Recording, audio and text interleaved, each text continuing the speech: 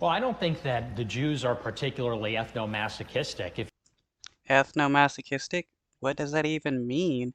Like, if he thinks a group is ethnomasochistic, does that mean they, like, all of them enjoy being abused and oppressed by Nazis? Like, no, that's just his way of, like, justifying abusing a group of people. if you look at all the blowback to Ye, they're very defensive, they're very paranoid, you could say, almost pathologically paranoid about threats to their well-being.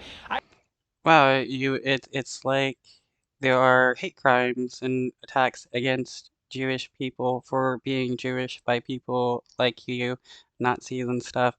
But you can say the same for Nazis. They're like pathologically paranoid, thinking that their well-being is at stake and that uh, white uh, white replacement theory is going on.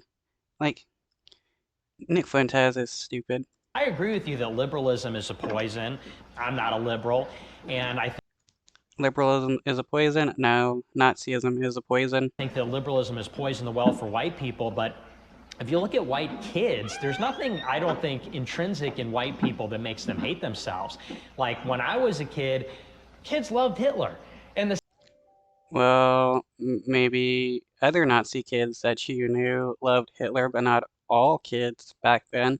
You did have a bunch of racists, but there were a lot of people that hated Hitler. Not all kids grew up to be like, yeah, I want to suck off Hitler.